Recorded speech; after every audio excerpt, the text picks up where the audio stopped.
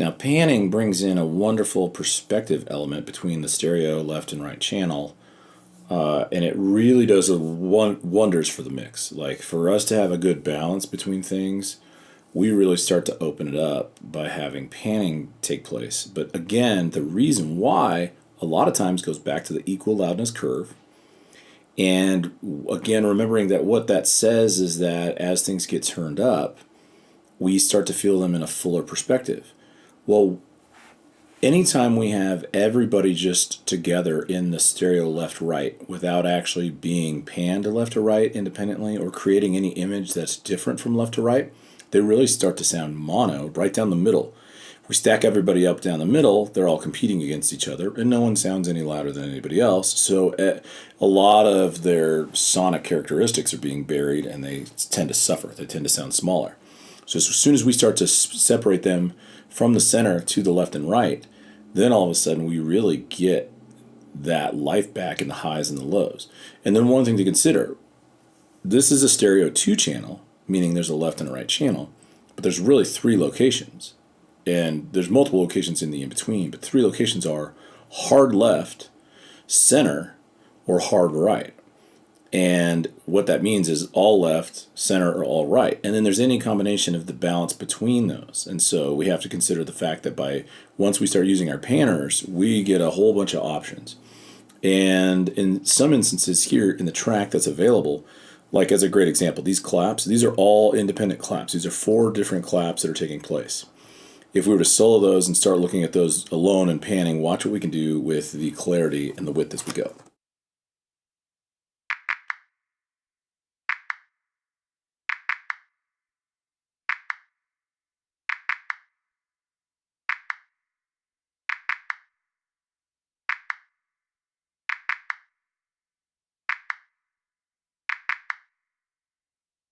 And so we see those start to like clear up. And what I did with them is there's 4 of them. And in a typical, anytime there's a 4, I'm going to use 2 left, 2 right. I could use any other combinations of that. But if I just use that 2 left, 2 right opportunity, it's going to really open up, my world in terms of panning.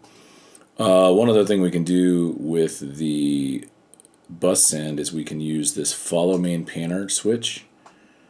And I'm actually just going to copy that by holding Option so that all of them are set up that way. And what that's going to do is help us to make sure that the panning is appropriate in the reverb as well. Now let's go look at these guitars and how they kind of fit in with this whole thing.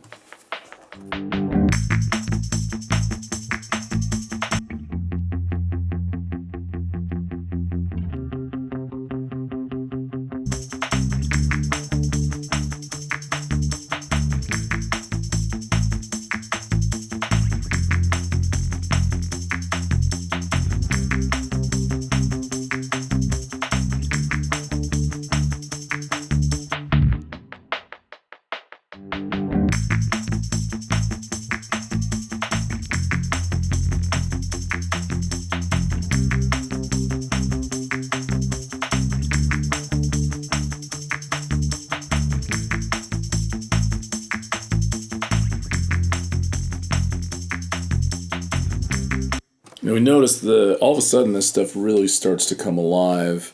Once those guitars got to the outside, we realized that, like, oh wow, that actually adds a ton of dimension, and there's only 2 tracks that are doing it, a left and a right. There's 2 different recordings, 2 different passes of the same guitar part, but they're being played at 2 different times. So the timing mechanism makes them nice and wide. The other thing is when I did that, I decided, oh, you know what?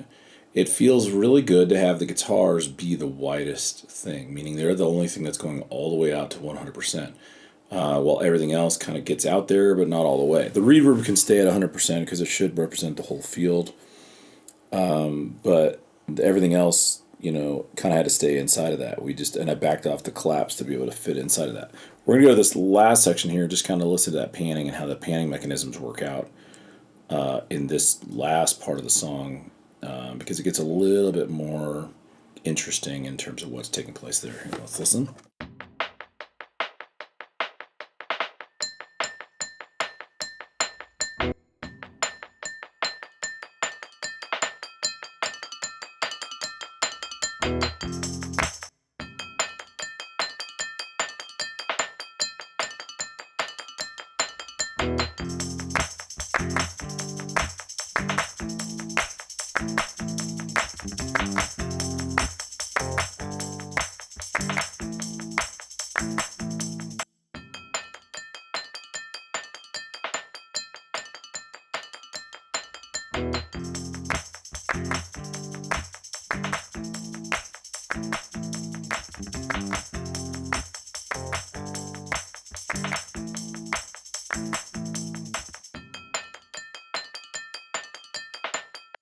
So we notice this glass thing that's taking place. What's really interesting about this is the way that it was set up. When I track this, this is literally Coke glasses with water in them, and I just set them on a table.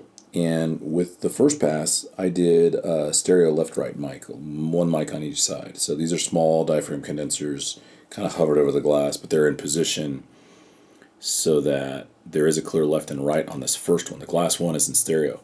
Then I came through and did the glass two as just downs on quarter notes, four on the floor. And when I did that, I said, let's make that mono so it can sit inside of them. So this could sit dead center, and these could sit out to the outer sides. Now I didn't decide. I would still want the guitar to be the widest thing, so that's why they sound like that. But watch what happens as I start to shift that singular one left and right.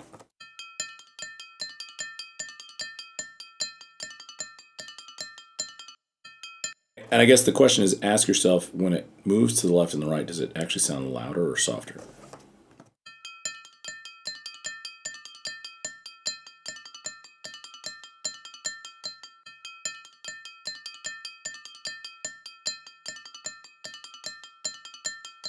And so one of the things we notice is it's a different pitch than all the other glass, but in the dead center, it's the softest. If we actually shift it just one way or the other, I feel like shifting it right actually feels really good, but just a little bit off the mark, you start to hear it pop out.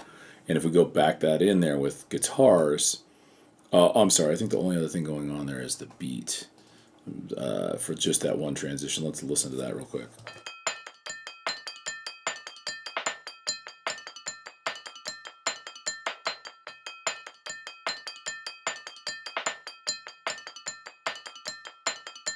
And we get that sense of space. And so, again, as we're kind of looking at how these things blend together, we have our mixed levels, but panning actually offers some volume changes and some very clear frequency things that are happening as we start to pan. We start to hear things more clearly. Most, most specifically when we reserve spaces for those pans. And what I mean is making sure that we're not everybody's in the same pan position. Their balance of their pan is somewhat unique to what they're doing. And it's great if we have something to balance it on the other side. So part of that balance idea is like when we have a guitar hard left, we have a guitar hard right. That feels good if we do. It kind of sticks out too much if we don't. Because if I just played the section with just one on the one side, you'll start to feel a little uneven.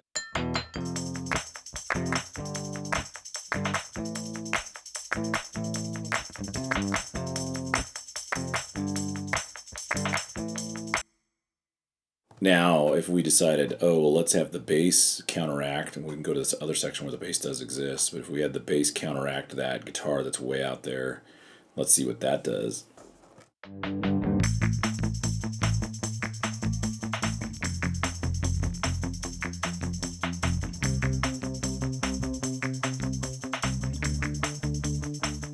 And they'll end up kind of feeling a little too lopsided, so it's like anytime we want to do stuff like that, a lot of times we want to have it a little bit more even. We don't want it so hard pulled out, and we kind of want it, some of it, by blending it back, some of it ends up in the center and on the other side. So you kind of just let it come back a little bit more to center, and that's what it feels. So it's okay to kind of have that shift, but it's not okay to have it too far out so it just feels lopsided. Most importantly, too, what we have to look at what frequencies exist in both channels. We want both channels to have real strong balanced frequencies, so we don't want to overload any one side of the channel with more or less frequency stuff than the other.